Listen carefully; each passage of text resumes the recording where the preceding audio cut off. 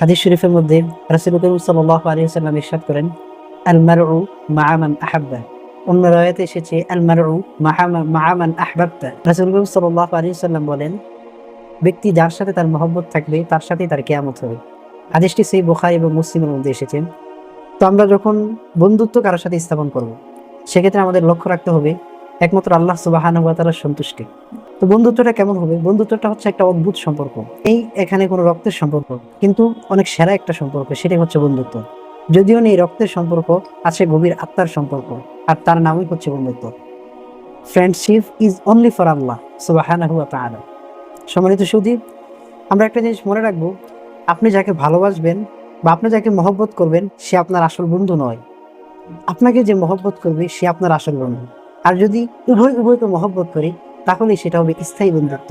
সব মিলিয়ে সবকিছু একমাত্র রবের জন্য হবে। আরেকটা বিষয় খেয়াল রাখতে হবে, সহপাঠী বন্ধু বান্ধবের সাথে ভাব দেখাইতে নেই। তুমি যাই হও না কেন, তাহলে তুমি তো সহপাঠী বন্ধুত্বের মানেটাকে সেটাই বুঝবে না।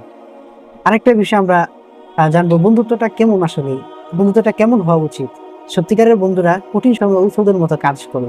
তো আমাদের ওরকম বন্ধু হওয়া উচিত। বন্ধুরা কখনো বদলায় না, যারা বদলিয়ে যায় তারা আসলে বন্ধু ছিল না।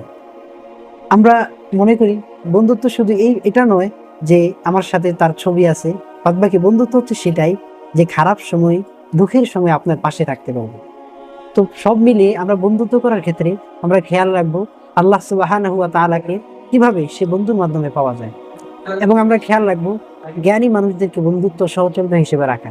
এবং আমরা খেয়াল রাখবো যদি আমাদের বন্ধুদের মধ্যে খারাপ কেউ থাকে, তাদেরকে কিভাবে ভালো করা যায়।